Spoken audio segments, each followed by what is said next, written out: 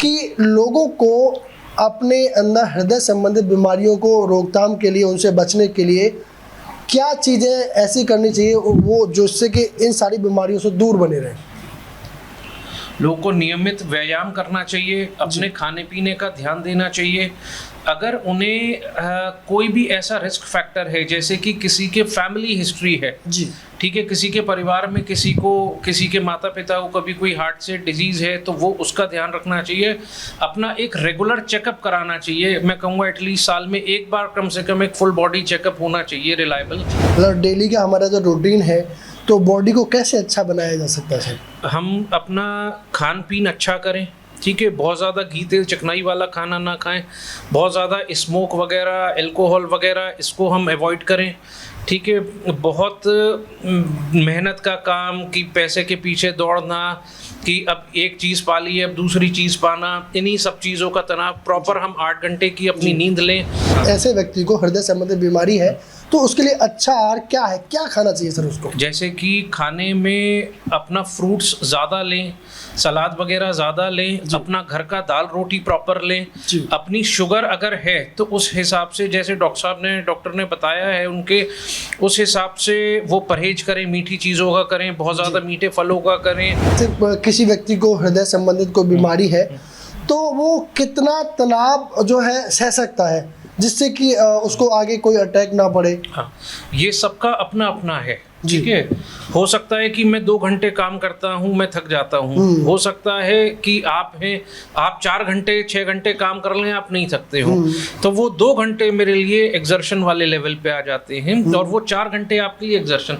तो जहाँ आदमी को लग रहा है कि भाई मैं थक रहा हूँ, चाहे वो फिजिकल एक्सर्शन हो, चाहे वो मेंटल स्ट्रेस हो सकता है मैं एक मंजिल सीढ़ी चढ़ूँ, मैं थक जाऊँ, तो वो मेरे लिए एक स्ट्रेस का पॉइंट हो गया।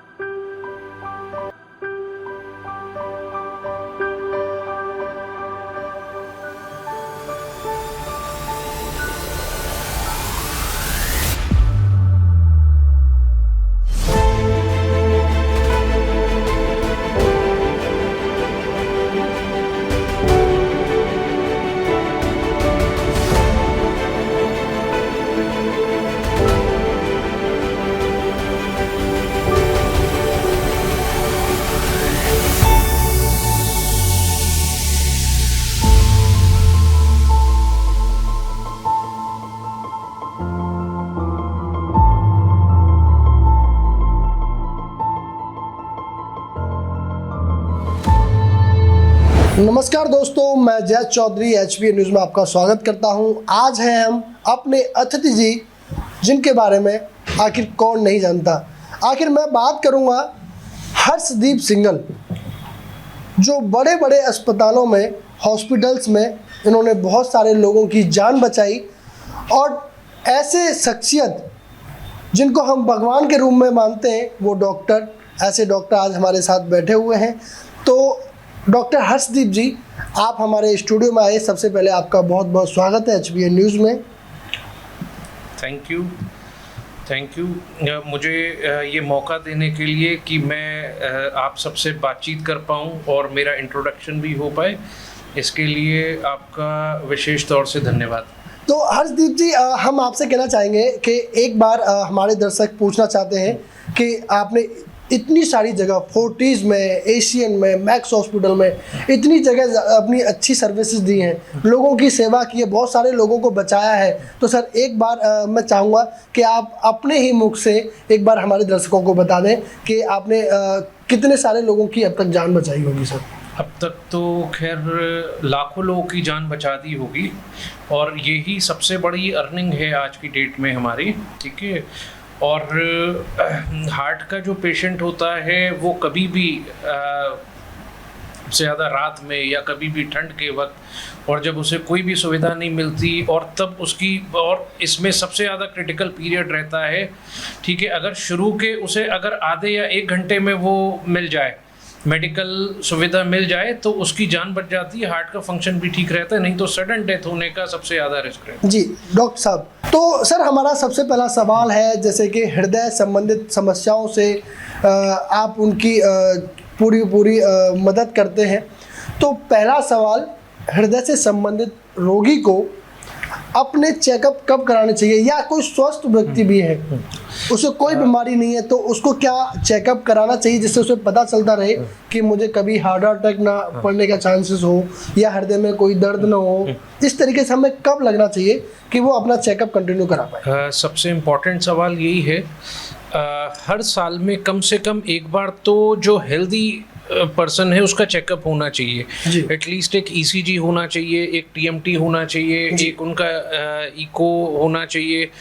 और जिनको रोग है, ऑलरेडी एग्जिस्टिंग रोग है, या जो लोग बहुत हाई रिस्क पे हैं, उनका हर 6 महीने में चेकअप होना चाहिए। पहले कहते थे ओल्ड एज में कराना चाहिए, 40 के अबव कराना चाहिए। अब क्योंकि अब 18 साल के भी खूब हार्ट अटैक देख लिए हैं, 20 साल के भी खूब देख लिए, 22 साल के भी, तो अब मैं यही कहूँगा कि हर साल एक बार हर किसी का चेकअप होना चाहिए। ठीक है, मैं चाहता हूँ कि 1500, 2000, 3000 रुपये उसके लग जाएं, पानी में चले जाएं, वेस्ट चले जाएं, लेकिन वो हमारा 30 लाख रुपए का खर्चा भी बचा सकता है अगर वो टेस्ट नॉर्मल निकलते हैं। सर हम देखते हैं कई बार कि लोगों को हार्ट अटैक के बारे में पता नहीं चल पाता, उनको लगता है नॉर्मल सीने में पेन हो रहा है। बिल्कुल। तो क्या लक्षण होते हैं कि वो हार्ट अटैक से बच सकता है? हाँ, एक तो सबसे जो कॉमन है वो है कि छाती में दर्द होना, जी, बाएं हाथ में उसका रेडिएशन होना, जी, कभी कभी सांस फूलना, कभी चक्कर आना, कभी धड़कन की अनियमितता होना। बट ये तो चीज़ है ही, ये मैं कहूँगा कि जो मैंने देखा 50-60% उसमें फॉलो होता है, किताबों में भी यही सब लिखा हुआ है। लेकिन आजकल साइलेंट अटैक्स बहुत हो रहे हैं, जी, है ना, साइलेंट हो रहे हैं, पता ही नहीं लगता, लोगों को लगता रहता है ये गैस हो रही है, कभी सिर्फ जबड़े में ही दर्द होगा। काफ़ी मरीज तो ऐसे देखें कि जो सिर्फ उंगली में ही काफ़ी बार दर्द होता है, वो निकलता बाद में हार्ट का है। जी, तो आजकल कोई भी सिम्टम ऐसा हो, मैं कहूँगा फ्रॉम जॉ टू अम्बलाइकस, पेट तक, तो उसको एक हार्ट का चेकअप भी उस केस में बहुत ज़रूरी है। तो सर हम देखते हैं कि नॉर्मल व्यक्ति को अलग अलग सलाहें दी जाती हैं। बहुत सारे लोग जैसे किसी को हार्ट अटैक पड़ गया तो कोई उसको सर्जरी की राय देता है, मतलब अलग अलग लोग, अलग अलग डॉक्टर्स अलग अलग राय देते हैं। तो ऐसी स्थिति में यदि हार्ट अटैक पड़ा है तो उसको क्या सबसे बेस्ट ऑप्शन है? अगर हार्ट अटैक पड़ा है और अगर पेशेंट समय से आ गया है, जी, माइनर अटैक में तो हम दवाइयों से भी काम कर सकते हैं, लेकिन अगर मेजर है, यानी कि अगर अटैक बड़ा है, जी, तो उसमें हमें या तो उसको थ्रोम्बोलाइज करना चाहिए, ठीक है, या फिर हमें उसका प्राइमरी एंजियोप्लास्टी जिसे कहते हैं कि ये तार डालकर और उसमें सामने कैमरा चलता रहता है, फ्लोरोस्कोप चलता रहता है, उसमें ब्लॉकेजेस दिखती रहती हैं, जो है वो स्टेंट डाल के एकदम खोल दिया जाता है। अगर ये भी नहीं हो सकता तो कम से कम थ्रोम्बोलिसिस, जिसमें कि एक बहुत स्ट्रॉन्ग एक ब्लड थिनर, जी, जो कि क्लॉट को डिसॉल्व कर देता है और पेशेंट की जान बचा देता है, ठीक है, ये चीज़ होनी चाहिए उसमें as a first aid and as a life saving thing. जी सर, हम लोग देखते हैं कि यदि किसी व्यक्ति को पहले हार्ट अटैक पड़ा है और ठीक हो गया, ट्रीटमेंट कराया, उसके बाद दोबारा से क्या चांसेस है, जैसे उसकी पंपिंग जो होती है हार्ट की तो वो कम काम करती है, मतलब स्लोली हार्ट का पंपिंग काम करता है, तो ऐसी स्थिति में सर उसको क्या करना चाहिए? वो धीरे धीरे, एक तो उसे लापरवाही नहीं बरतनी चाहिए, जो परहेज जैसे बताए हैं वो सब उसे करने चाहिए। मान लीजिए काफ़ी बार हो गया कि एक बार स्टेंट डल चुका, बाईपास हो गई, फिर दोबारा से अटैक पड़ गया, है ना, ये बहुत कॉमनली देखा गया, क्योंकि आजकल आदमी पे स्ट्रेस इतना ज़्यादा है, ठीक है, मेंटल स्ट्रेस बहुत ज़्यादा है, खान पीन ऐसा है ना, चलना फिरना कम होता है, सेडेंटरी लाइफस्टाइल है, तो काफ़ी बार लोग दवाई छोड़ देते हैं ये सोचकर कि अब तो मैं बिल्कुल ठीक हूँ, अब तो मैं चल फिर रहा हूँ, मैं दवाई क्यों खाऊँ, या डॉक्टर की सलाह लेने नहीं जाते कि भाई वो इतनी दूर है, या फिर मेरे पैसे लगेंगे, है ना, या फिर बेटा घर में ले जाने वाला नहीं है। तो ये सब चीज़ों, और इसमें देखा गया बाकी तो हार्ट की कई बार बनावट ऐसी है नाड़ियों की कि प्रॉपरली अगर नहीं हुआ होगा, या रिस्क फैक्टर बहुत ज़्यादा है कि जैसे शुगर कंट्रोल नहीं रहती बीपी, उस केस में रिस्क डबल हो जाता है और वो दोबारा अटैक या दोबारा प्रोसीजर के चांसेस बन जाते हैं। तो सर आपने बोला कि जैसे तनाव रहता है, तो हम बात करते हैं जैसे किसी व्यक्ति को हृदय संबंधित कोई बीमारी है तो वो कितना तनाव जो है सह सकता है जिससे कि उसको आगे कोई अटैक ना पड़े। हाँ, ये सबका अपना अपना है, ठीक है। हो सकता है कि मैं 2 घंटे काम करता हूँ, मैं थक जाता हूँ। हो सकता है कि आप 4 घंटे 6 घंटे काम कर लें, आप नहीं थकते हो, तो वो 2 घंटे मेरे लिए एक्सर्शन वाले लेवल पे आ जाते हैं और वो 4 घंटे आपके लिए एक्सर्शन। तो जहाँ आदमी को लग रहा है कि भाई मैं थक रहा हूँ, चाहे वो फिजिकल एक्सर्शन हो चाहे वो मेंटल स्ट्रेस हो सकता है मैं 1 मंजिल सीढ़ी चढ़ूं मैं थक जाऊं, तो वो मेरे लिए एक स्ट्रेस का पॉइंट हो गया। हो सकता है आप 4 मंजिल पे वो आदत हो, वो आप थकते हो, ठीक है जी। तो उस लेवल पे आदमी को रुक जाना चाहिए, ठीक है।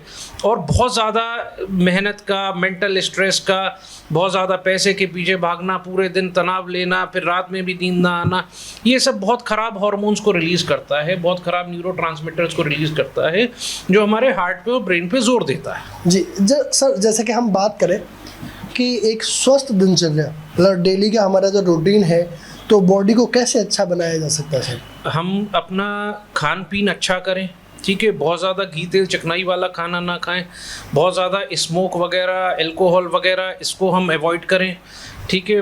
बहुत मेहनत का काम कि पैसे के पीछे दौड़ना कि अब एक चीज़ पा ली है अब दूसरी चीज़ पाना, इन्हीं सब चीज़ों का तनाव। प्रॉपर हम 8 घंटे की अपनी नींद लें, बहुत ज़्यादा मीठी चीज़ों से, बाहर के खाने से, मिर्च मसाले वाले खाने से परहेज करें, डेली अपना कम से कम आधे घंटे व्यायाम करें, है ना। इन सब चीज़ों से ये सारी चीज़ें काफ़ी सुधारी जा सकती हैं। सर ये तो आपने बता दिया हमको कि हमें ये चीज़ों की रोकथाम करनी चाहिए, खाना नहीं चाहिए। सर मतलब अच्छा आहार, मतलब ऐसे व्यक्ति को हृदय संबंधी बीमारी है तो उसके लिए अच्छा आहार क्या है, क्या खाना चाहिए सर उसको? जैसे कि खाने में अपना फ्रूट्स ज़्यादा लें, सलाद वगैरह ज़्यादा लें, अपना घर का दाल रोटी प्रॉपर लें, अपनी शुगर अगर है तो उस हिसाब से, जैसे डॉक्टर ने बताया है उनके, उस हिसाब से वो परहेज करें, मीठी चीज़ों का करें, बहुत ज़्यादा मीठे फलों का करें, है ना, अल्कोहल का परहेज करें, स्मोकिंग का परहेज करें, ठीक है। ये सब चीज़ें होना चाहिए। बाकी अपना घर का दाल रोटी खाएं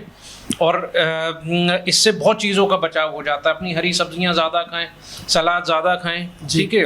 सर हम देखते हैं कि कहीं ना कहीं क्या मोटापे का कहीं ना कहीं बॉडी पे क्या असर पड़ता है? क्या ऐसा भी है कि मोटे लोग जो होते हैं, आई मीन फैटी जो लोग पर्सन होते हैं, क्या उनको हार्ट अटैक पड़ने का चांसेस ज़्यादा होता है? जी बिल्कुल, उन्हें हार्ट अटैक पड़ने का ज़्यादा होता है उन्हें, क्योंकि जब थोड़ा सा मोटापा बढ़ता है तो कोलेस्ट्रॉल भी बढ़ता है जी। कोलेस्ट्रॉल जैसे ही इसमें नाड़ियों में जमा होता है तो वो ब्लॉकेजेस क्रिएट करता है, ठीक है। तो और साथ में जिसको मोटापा होता है, शुगर का भी चांस उसमें ज़्यादा होता है, इंसुलिन की प्रोडक्टिविटी उसमें कम हो जाती है, बीपी बढ़ने का चांस। तो ये सब एक रिस्क फैक्टर्स हैं जो कि हार्ट डिजीज को डेवलप करते हैं। जी। तो सर मैं आपसे एक छोटी सी अंतिम सवाल और पूछना चाहूँगा कि लोगों को अपने अंदर हृदय संबंधित बीमारियों को रोकथाम के लिए, उनसे बचने के लिए क्या चीज़ें ऐसी करनी चाहिए वो जिससे कि इन सारी बीमारियों से दूर बने रहें? लोगों को नियमित व्यायाम करना चाहिए, अपने खाने पीने का ध्यान देना चाहिए। अगर उन्हें कोई भी ऐसा रिस्क फैक्टर है, जैसे कि किसी के फैमिली हिस्ट्री है, जी ठीक है, किसी के परिवार में किसी के माता पिता को कभी कोई हार्ट से डिजीज़ है, तो वो उसका ध्यान रखना चाहिए। अपना एक रेगुलर चेकअप कराना चाहिए। मैं कहूँगा एटलीस्ट साल में एक बार कम से कम एक फुल बॉडी चेकअप होना चाहिए, रिलायबल, ठीक है। और जो भी वो रिस्क फैक्टर है उसको हमें बचाव करना चाहिए। अगर बीपी निकल के आता है उसको रोकिए, शुगर निकल के आती है उसको रोकिए, अगर कोलेस्ट्रॉल आ रहा है तो पहले से ही उसमें आप परहेज या दवाई का स्टार्ट करें। अपना नियमित रूप से घूमने टहलने जाएं। फिर जितनी भी चिंता है, जितनी भी चिंताओं का कारण है, वो सब थोड़ा कम होना चाहिए। अपनी 8 घंटे की प्रॉपर नींद लें, पानी वानी ज़्यादा लें, बाहर का खाना, मिर्च मसाला, घी तेल चिकनाई, ये सब कम रखनी चाहिए, ठीक है। यही इसमें मेजर वो चीज़ है। सर जैसे कि हम लोग इंटरव्यू लेते हैं, पहले भी लिए हम लोगों ने, हम डॉक्टर से भी मिलते हैं, स्पेशलिस्ट जैसे आप हैं, हृदय संबंधित सारी बीमारियों को देखते हैं, स्पेशलिस्ट है इस बीमारी के। तो हमारे पास बहुत सारे कमेंट भी आते हैं। लोगों ने एक हमारे महान भाव थे, इनका नाम रजनीश था, उन्होंने हमें कमेंट करके भी पूछा कि सर यदि आप इस संबंधित बीमारी के लिए यदि आप किसी का इंटरव्यू लेते हैं तो एक सवाल ज़रूर पूछेगा, वो ये था कि क्या इसमें आनुवंशिक, जैसे क्या पिताजी को पहले कोई अटैक बढ़ गया तो क्या उनका चांसेस होता है? यस, बहुत हाई चांस रहते हैं उस केस में। अगर फैमिली में किसी को भी हार्ट की डिजीज है, स्पेशली पेरेंट्स में या जो भी प्राइमरी ब्लड रिलेटिव्स हैं, ठीक है, तो उनमें हार्ट अटैक का चांस बहुत ज़्यादा हो जाता है। वो एक अपने आप में एक मेजर रिस्क फैक्टर है जी। आजकल उसको ढूंढने के लिए भी काफ़ी सारे टेस्ट आ गए हैं जी, ठीक है ना। हाँ, तो वो भी नियम पूर्वक होना चाहिए और उन लोगों में और ज़्यादा खास ख्याल रखना चाहिए जिनको की फैमिली हिस्ट्री पॉजिटिव है जी। तो हमारे साथ थे हर्षदीप सिंगल जी, जो कि मैंने आपको बताया लाखों लोगों की जान बचाने वाले ऐसे डॉक्टर, जो आज आप दर्शकों के बीच अपना कीमती 5 मिनट का समय निकाल के आए और इन्होंने हार्ट अटैक से संबंधित बीमारियों के रोकथाम के लिए बहुत सारी बातें बताई। तो सर, सबसे पहले आप हमारे यहाँ स्टूडियो में आए, आपने अपना कीमती समय निकाला, इसके लिए आपका बहुत बहुत धन्यवाद। और आगे भी मैं आपको बहुत सारी चीज़ों से, बातों से अवगत कराता रहूँगा। मेरे साथ बने रहिए। मैं HPN से जय चौधरी, धन्यवाद।